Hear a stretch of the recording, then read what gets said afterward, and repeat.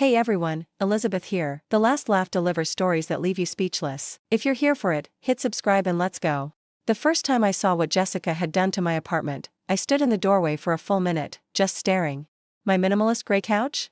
Gone. Replaced by some massive sectional in burgundy velvet. The clean white walls I'd carefully chosen? Now covered in oversized family photos, none of which included me. My dining table, the one I'd saved 3 months for, had been shoved into the corner to make room for her kids' play area. Maya. Jessica spotted me and rushed over, her voice bright. You're finally here. What do you think? I know you said the place was boring, so I gave it some life. I never said that. I'd never said anything about my apartment to her because I barely spoke to Jessica anymore. Not after years of her treating me like the family disappointment while she played golden child. How did you get in? I asked quietly. Mom gave me her key. The one you gave her for emergencies. Jessica waved her hand dismissively. This kind of is an emergency.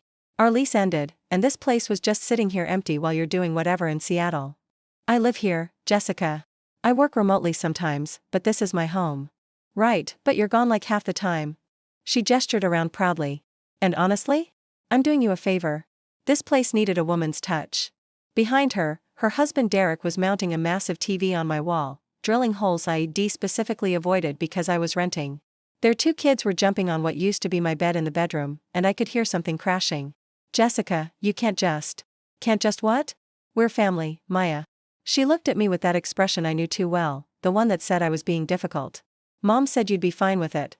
She said you barely use this place anyway since you're always traveling for that job of yours. That job. She said it the way someone might say, little hobby.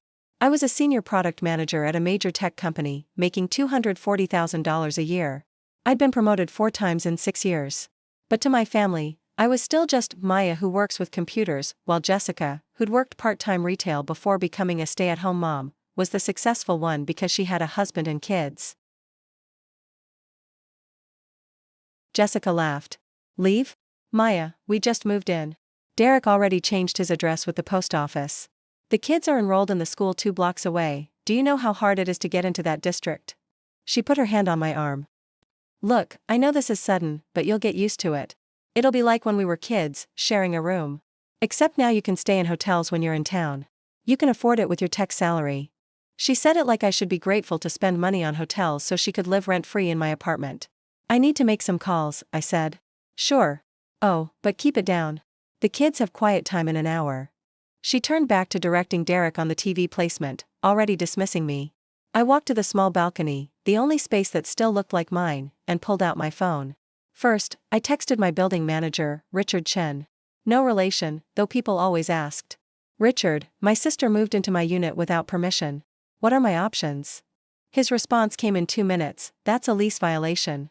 Unauthorized occupants. I can issue a 48-hour notice to vacate. Want me to come by? Not yet. Give me a day. Then I called my mom. Maya. Jessica told me you stopped by. Isn't it wonderful? She's been so stressed about finding a place, and you had that apartment just sitting there. Mom, she can't live there. It's my home. Don't be selfish, Maya. You're always traveling anyway. Jessica has children. They need stability.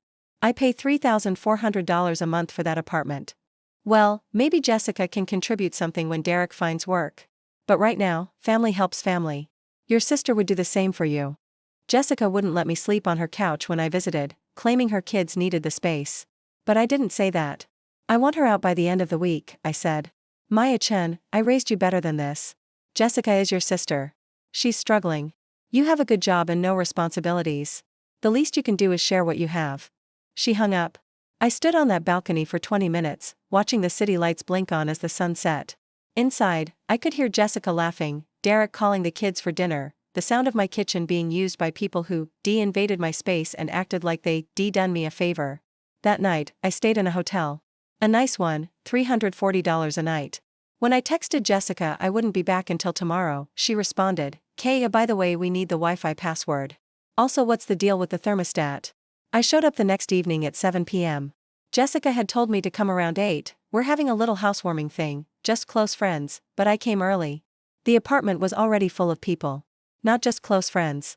I counted at least 30 people crammed into my 1,200 square feet. They'd rearranged everything again. My bookshelf was in the hallway. Someone had put plastic cups on every surface. Maya. Jessica spotted me and rushed over, champagne glass in hand. She was wearing a black cocktail dress, full makeup, playing hostess in my home. "You're early. This is my baby sister, everyone. She's been so generous letting us stay here." Letting us stay. Like it had been my idea. "Such a cute place, Jessica," one of her friends gushed. "How did you afford downtown?" "Oh, we got lucky with the timing," Jessica said, not mentioning that she'd paid exactly $0. "Derek's between jobs right now, but we knew we had to jump on this location." I watched her give the tour, showing off her apartment. She'd put up curtains I hated. Bought a rug that clashed with everything. The bathroom had new towels, new shower curtain, even a new soap dispenser, all in her taste, covering up any trace of me. In the kitchen, Derek was playing bartender, mixing drinks with the expensive bourbon I'd been saving. When he saw me looking, he grinned. "Hope you don't mind, Maya. Jessica said you never drink this stuff anyway." I'd bought that bottle for $180 to celebrate my promotion. I'd had 2 glasses from it. "How's the job search going, Derek?" I asked. His smile tightened. "Got some promising leads. Should have something by next month." Jessica swooped in. "Derek's being modest. He's being very selective, waiting for the right fit. Not just any job, something worthy of his experience." Derek had been between jobs for 7 months. According to my mom, who couldn't keep a secret, he'd been fired for attendance issues. "That's nice," I said.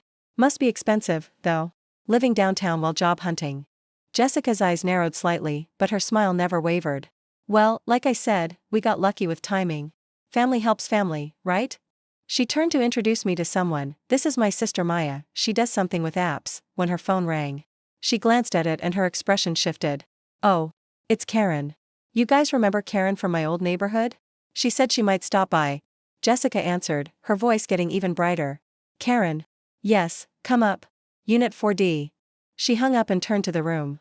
"Guys, my friend Karen is coming up. I need to brag a little, she's the one who said we'd never find a place this nice in our budget," she laughed. "Wait until she sees we're downtown." I checked my phone. 7:47 p.m. I texted Richard, "Now would be good." "On my way. 10 minutes."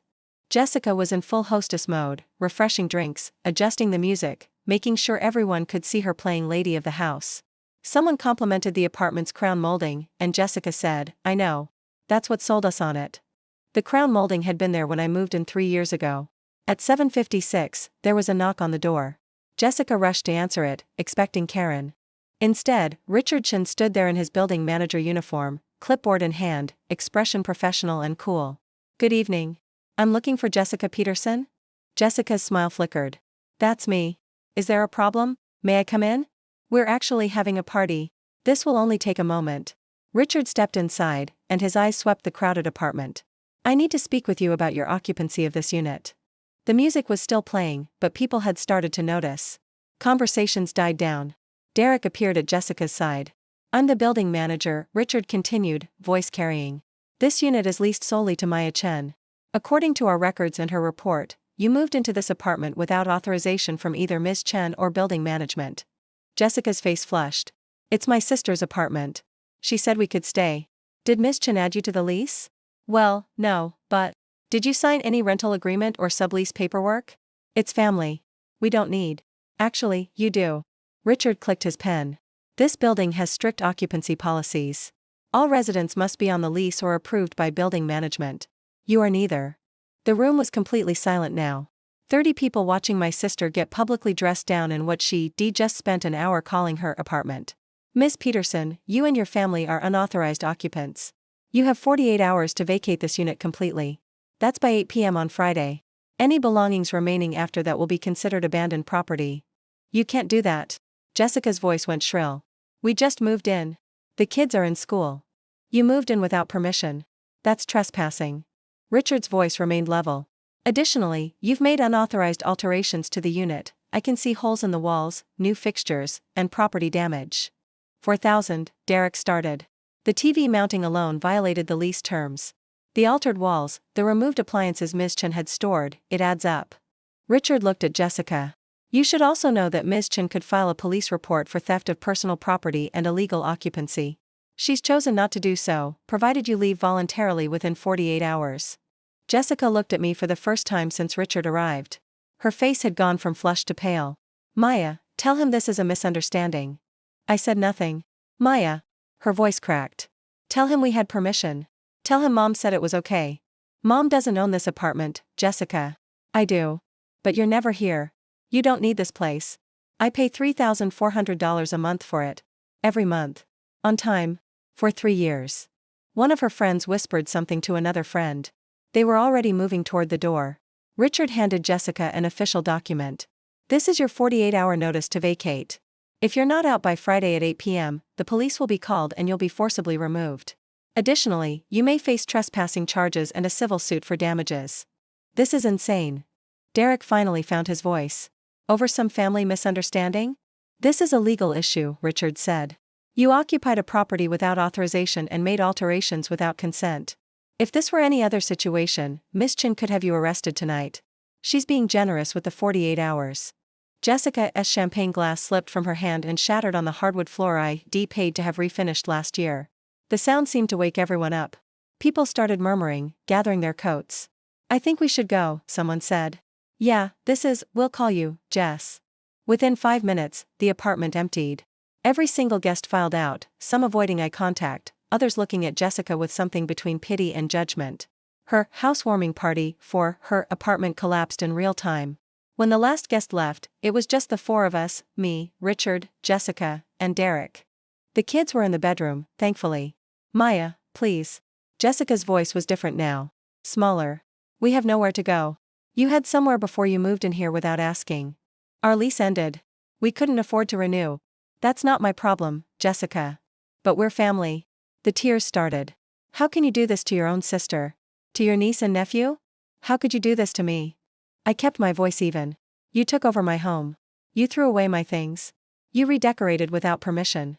You re-drinking my $180 bourbon for your party in my apartment that you recalling yours. I was going to pay you back. With what money? Derek hasn't worked in 7 months. Derek's jaw clenched. That's not fair. Neither is stealing someone's home. I looked at Jessica. You have 48 hours. I suggest you start packing. Mom is going to hear about this. Jessica's tears turned to anger. The whole family will know what you did. Good. Tell them. Tell them you moved into my apartment without permission, redecorated it, threw a party, and bragged to your friends about your new place. See what they say. Richard cleared his throat. Miss Chen, do you need me to stay? No, thank you, Richard. I'll be at a hotel tonight. Wait, you're leaving? Jessica looked bewildered. You're kicking us out but you're not even staying? I'm not sleeping under the same roof as someone who thinks so little of me. I picked up my bag. Friday, 8 p.m. Everything out. I walked to the door. Maya. Jessica's voice broke. Please. We have kids. Where are we supposed to go? I turned back. The same place you would have gone if I hadn't owned this apartment. Figure it out. I'm your sister. Then you should have treated me like one. Thursday morning, my phone started buzzing at 6 a.m. 23 texts from Jessica, all variations of desperate and angry. 17 texts from my mom, calling me heartless and selfish. 5 calls from Derek, which I didn't answer. Mom's texts escalated throughout the day. How can you do this to your sister? Those children need a home.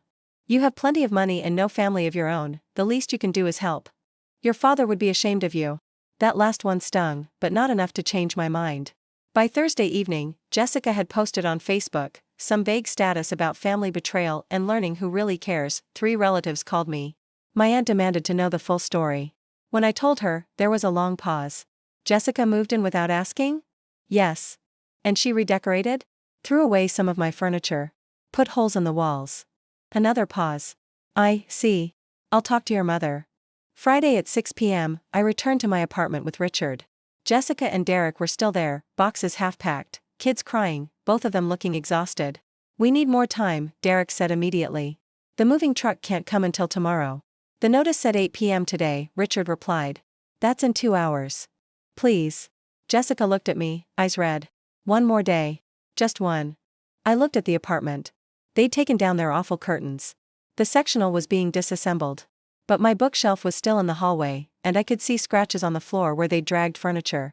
You have until noon tomorrow, I said. 12 p.m. Not 12:01. If there's a single item left, Richard calls the police. Jessica nodded, crying silently. They made it out by 11:47 a.m. on Saturday. Barely. When they were gone, I stood in my apartment and surveyed the damage. Holes in the walls. Scratches on the floor. My couch still missing, they claimed they sold it to pay for packing supplies. The $180 bourbon bottle empty on the counter. It took $4,200 in repairs, exactly what Richard had estimated. Jessica never paid a cent of it. But 3 weeks later, I got a text from my aunt. Your mother finally heard the full story from multiple people. She's embarrassed. Jessica apparently told her she had your permission. She didn't, I replied. We know that now. Several people who were at that party have been talking. Jessica's story kept changing. A month after that, my mom called. Not to apologize, exactly, but to say she understood things were complicated and she hoped we could all move past this. I told her I needed more time. Jessica and Derek moved in with my mom. According to family gossip, it's not going well. Derek still hasn't found work. Jessica keeps complaining about how cramped it is. My mom keeps asking them when they're moving out. As for me? I had my apartment professionally cleaned, walls repaired, floors refinished. I bought a new couch, a beautiful gray one, even nicer than the original. I changed all the locks, got security cameras, and made it very clear to building management that no one except me was authorized to enter under any circumstances. My home is mine again. And I learned something valuable: boundaries aren't cruel. They're necessary. Especially with family who thinks your kindness is a weakness they can exploit.